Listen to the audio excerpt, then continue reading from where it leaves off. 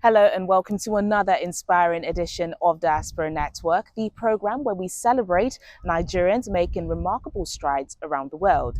I'm Teniola Oyetayo. On the program this week, we focus on the crucial theme of peace building, highlighting the efforts of Nigerians both at home and in the diaspora who are working tirelessly to promote dialogue, resolve conflict, and rebuild trust in divided communities. Our guests are two extraordinary peace builders, Pastor James Wuye and Imam Mohammed Ashafa, joint recipients of the Commonwealth Peace Prize and co-founders of the Interfaith Mediation Center.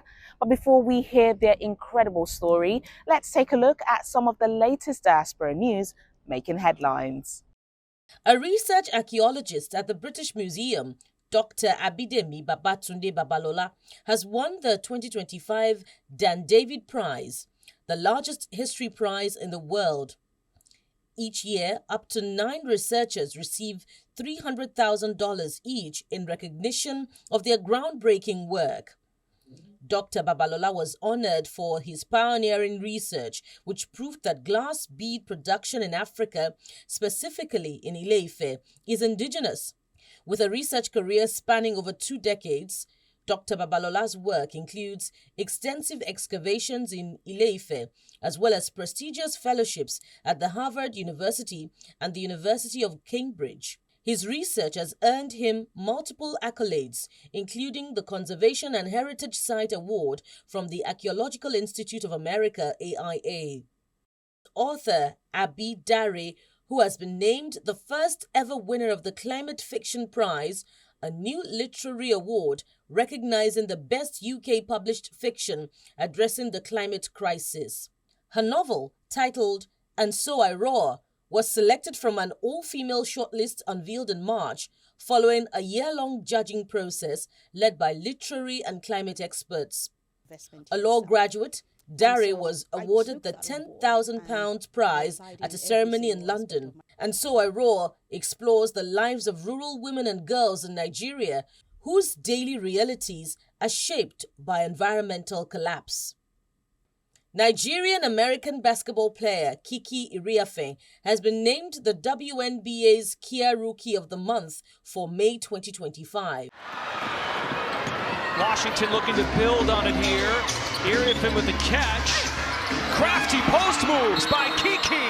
She's got 17 and 11. Timeout, Sun. The Washington Mystics forward becomes the first player in the team's history to receive the honor. Across 7 games in her debut month, the 21-year-old delivered a dominant performance, averaging 13.9 points and 10.1 rebounds per game, while shooting 47.4% from the field. Her numbers place her among the league's elite third among rookies in scoring, first in rebounding, and 4th overall in the WNBA for rebounds per game. Well, it didn't work that time because so that was tough in terms of the mechanics of that shot. But she doesn't shy away from firing that triple, 35% efficiency. Tries to get behind the defense for the finish.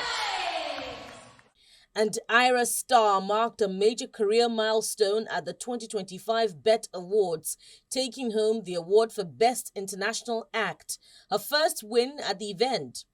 The 21-year-old Afrobeat sensation became the second Nigerian female artist to win in the category following Thames' 2022 victory. Starr had led all African nominees this year with 3 nominations: Best Female R&B Pop Artist, Best New Artist, and Best International Act. While she lost the first 2 categories to SZA and Leon Thomas respectively, her international win is being celebrated as highlighting the growing global recognition of her sound and rising influence in the music industry. And now to our theme for the week. As violence and political unrest continues to affect lives globally, there are many Nigerians, both home and abroad, stepping up as peace builders. This next report highlights some of them. Nigerian changemakers are making profound global impact, influencing everything from international policy to culture. Their stories are a testament to resilience, creativity, and a relentless drive to transform not only Nigeria but the world. Amidst internal challenges, a remarkable group of Nigerian peace builders have emerged dedicated to fostering lasting peace through dialogue, both within Nigeria and globally. These innovators, spanning activism, entrepreneurship, arts and technology, are consistently pushing boundaries and making significant contributions. Notably, Nigerian peace builders like Amina Hassan Ahmed, Michael Afolami, and Kaltumi Abdulaziz are at the forefront of these efforts. And on the international scene, several prominent Nigerians, including Grammy-winning artist Burna Boy and business magnate Aliko Dangote, were named amongst the 2025 100 most notable peace icons in Africa. In May this year, this annual list honors individuals who have made significant contributions to peace building, humanitarian service, and social development across the continent. Other recognized Nigerians include philanthropist Tunye Lumelu and Femi Otedola, footballer Victor Osimhen, and Dr. Ngozi Okonjo-Iweala, Director General of the World Trade Organization. The global recognition of Nigerian peace builders and change makers underscores the country's growing influence on the world stage. From grassroots activism to international diplomacy, and from creative arts to economic empowerment, these recognitions are a powerful affirmation of the country's potential to shape a more peaceful and prosperous future at home and across the globe. And now to our guests, Pastor James Wuye and Imam Mohammed Ashafa, once caught on opposite sides of religious conflict. They now work side by side as co-founders of the Interfaith Mediation Center, an organization dedicated to peace building and reconciliation. Their collaborative work has not only impacted Nigeria, but continued to inspire peace efforts across Africa. The remarkable journey of Imam Mohammed Ashafa and Pastor James Wuye stands as a powerful example of how forgiveness, dialogue, and collaboration can overcome profound divisions. Their tireless efforts continue to inspire individuals and communities globally to pursue peace and understanding. Widely recognized as Nigeria's most celebrated peace-building duo, their story embodies the transformative potential of reconciliation. Both men were once on opposing sides, deeply impacted by the violent religious conflict that plagued Kaduna in the 1990s. Imam Ashafa, a Muslim leader, and Pastor Wuye, a Christian pastor, each experienced personal losses and injuries during these clashes. Prior to that, also, we have engaged one another in protecting our spiritual place of worship during ethno-religious crisis. In one of the crises in 1992 particularly, I lost my arm, as you can see, during one of the violence. So we were once bitter enemies. Proxy war, working with young people, encouraging them to rise up and protect their places of worship. And that enmity was so deep. But today, it's another story. Another story because as youth leaders in our various constituencies at that particular point in time, I was with the National Council of Muslim Youth, Organization, and the pastor was with the Youth Christian Association of Nigeria, all of us in Kaduna State. At that point in time, in the early 80s and late 80s, 87 to 90s, Kaduna State was a boiling point of ethno-religious violence. So, and the movement, the meeting point then, as we all be on each other's side, the most important thing that brought us together was immunization. The child killer diseases. How can they prevent it? How did they immunize? And the immunization have a different meaning to faith communities, because we see it as sterilization of women. So we are against this immunization program. And the governor then, an administrator, Colonel Jafaru Isa, his wife, as the first lady, invited us, the faith leaders, to see how they can sensitize the community as regards this dangerous disease that is affecting children. So, and that's what the meeting point. Choosing the path of peace over revenge, They co-founded the Interfaith Mediation Center in Kaduna in 1995. Through this platform, they have equipped thousands of young people, religious figures, and government officials with essential conflict resolution and peace-building skills. Their dedicated work has led to significant breakthroughs, including the 2002 Kaduna Peace Declaration and the 2004 Yelwa Shendam Peace Affirmation. We met a journalist like any one of you here, and that media man, he knows me separately, and he knows Pastor James separately. And he put our hands together during tea break. He said, hey, I want you to talk inside the government house. Please, I want you to keep this state together in peace. If you want, you can do it. Please talk. And my heart was beating. This is the enemy. This is the guy which group affect and maim and caused the death of my spiritual teacher and two of my cousins. How can we forgive? So initially, I've been looking for him to take a revenge, for vengeance. And as I was thinking of vengeance, that was the beginning. Looking, an opportunity comes both inside the government house where you can't fight. So I pretend everything is all right. And we discussed peace program, meeting, and we started with saying, let's have opportunity to have a meeting. And it was at that point in time that the journey begins. And I went to the mosque to pray on Friday. And the Imam was talking about the power of forgiveness as the best weapon to turn your enemy into your best of friend. How can my enemy be my friend? He said, extend forgiveness. That began the journey.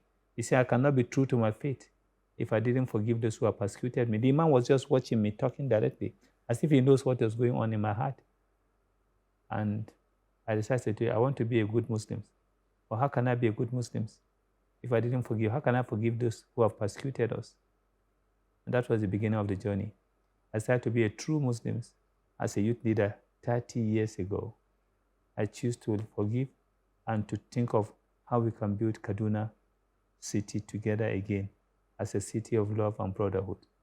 Their influence stretches beyond Nigeria as they provide mediation and peace-building expertise in other conflict-affected regions like Kenya and South Sudan.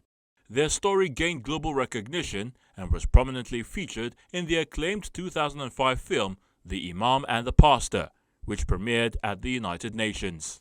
For their unwavering commitment to peace and reconciliation, they received numerous international accolades, such as the 2017 Intercultural Innovation Award presented by the United Nations Alliance of Civilizations and BMW Group, the 2005 Bremen Peace Award, the 2009 Foundation Chirac Prize, and the 2013 Deutsche Afrika Preis.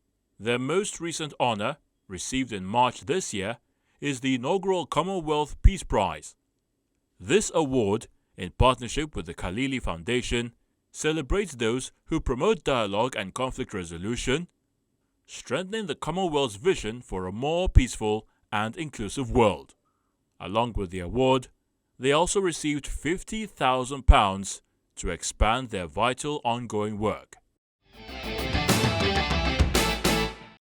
The most transforming event for me in our journey was even first and foremost personal transformation, that we were able to let go our pains and forgive one another and embrace one another as we are told in our holy scriptures.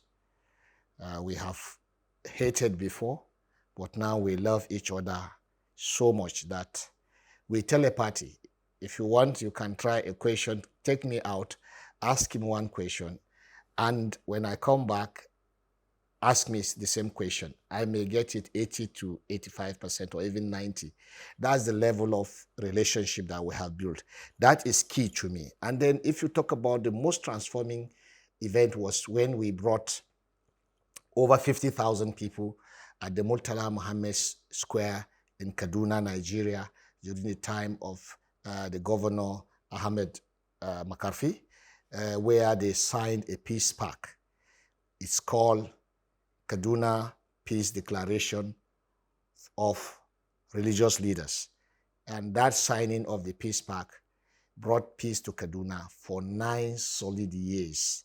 There was no more killing until the unfortunate event that took place in the post-election violence of 2011. I think one of the most important things is how have I been able to navigate myself through this conflict situation, through these situations of from one point of violent extremism and then to the part of non-violence.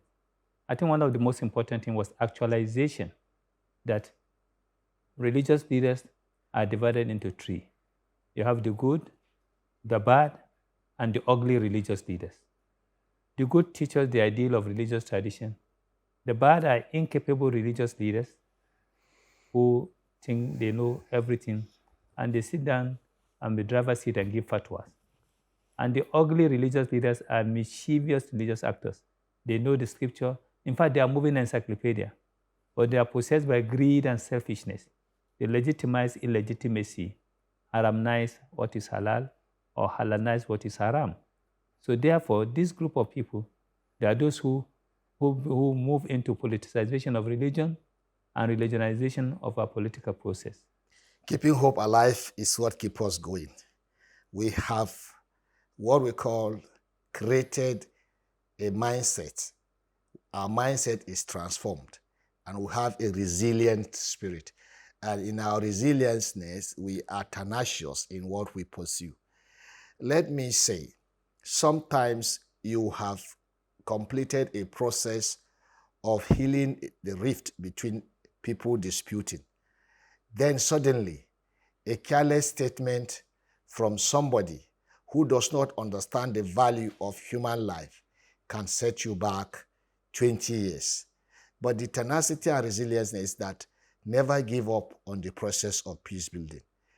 And I'm sure that our work together with the network of other imams and pastors that we have raised and we are still raising, we keep saying, we encourage one another never to give up on any situation. The situation in the country now, we have what it takes with the support that we are getting from goodwill people, that we are able to bring our country back on track again. So we don't give up. No matter what you see, tomorrow will be better. Absolutely. Just to add to what my colleagues have just said about this important area today, what keeps us going was the proliferation of interfaith initiatives across the country, not only in Nigeria and even across the other part of the world. The proliferation of religious places of interfaith initiative, of peacemaking. These are what keep us alive. For example, our work is translated in over 25, 26 international languages. Our documentaries, which you have produced, the Imam and the Pastor, From Vengeance to Forgiveness, Loving the Enemy, and so on and so forth. These are documentaries. You can just Google the Imam and the Pastor. Just Google it. From Nigeria, you find some of our documentary of our work. These are what keep us going. We have what we call Interfaith Dialogue Forum for Peace, where 120 religious leaders, 60 Muslims, 60 Christians, we brought them together, gave them capacity, and today, in collaboration with Institute for Peace and Conflict Resolution, we are working together to build this niche.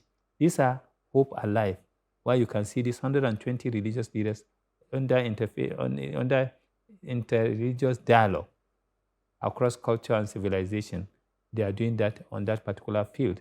This is one thing you can see clearly, you can feel. The Sultan is great.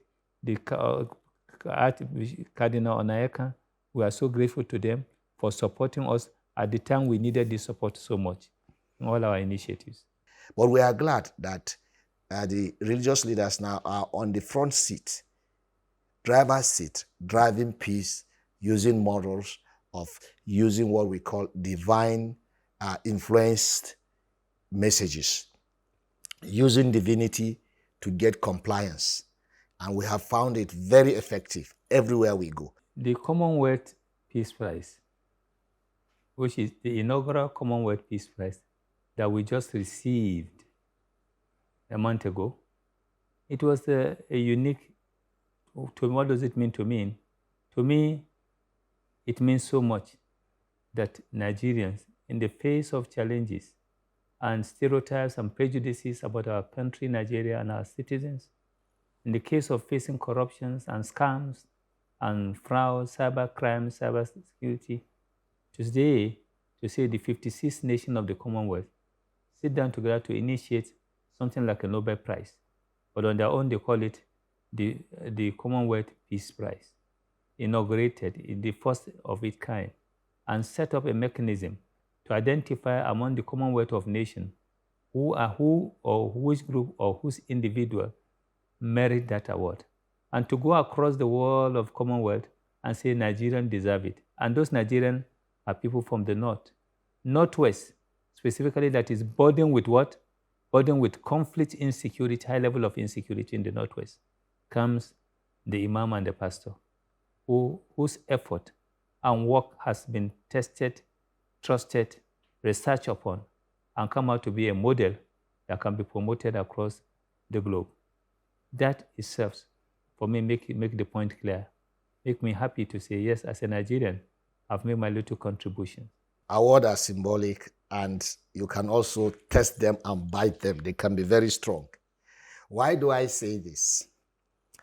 The pronouncement alone has raised us to a level globally that we are being sought after. That is to say, in our own little ways, we are little ambassadors of this nation, Nigeria, to the rest of the world, having traveled to 75 countries, talking about our story of forgiveness and reconciliation, catalyzing in those countries change for people. Ruto Williams and Uhuru Kenyatta attended our programs in Eldoret when they were senators. And we are glad today that these two people have tested the leadership of their country. From little people from obscure place, village in communities like small ghettos in Kaduna, we are now at the level where we are listed. So this is what this kind of award can do. Other awards have been coming back and forth, but this is the first time ever the president of our country has written. Even when Jacques Chirac inaugural Nobel Peace Prize was given to us, we were the first to receive it again. Nobody in Nigeria to that level recognized it. When also the Prince of Jordan gave us the inaugural, we keep coming as inaugural, the inaugural prize for Interfaith Harmony Week, now taken over by United Nations. Our country did not say that much. But today, with this, it's a special award. The fact that the country's number one president, number one citizen, our president, commander-in-chief have recognized, we feel greatly honored. I think the most important legacy is for faith leaders to live true to their traditions. As faith leaders, living true to the dictate of their traditions. Stop politicizing of our religion and religionization of political process. I want to be remembered as once upon a time, this is a man who has lived, he has been misguided by mischievous religious actors. He took the path of violence and later come encounter with ideal religious leaders who guide him on the right track. And for their initiative, for their messages, was able to transform so many people. That is one thing I want to be remembered for. Our global leaders, please, peace is an attitude. Cultivate it. Peace is a culture. Live the culture. Remember, in your safety lies the safety of the other. If you make yourself unsafe, the other person will be unsafe. And to the global leaders, please think before you act. Think globally as you act locally. There is a day of reckoning for every Christian he knows that if he does not do well, a day of reckoning. So I want to look back. One of the greatest challenge for me now is, together with Imam, that there will be a north-south forgiveness in this country. A big conference where everyone will come and ventilate and heal the memory of the perceived injustices.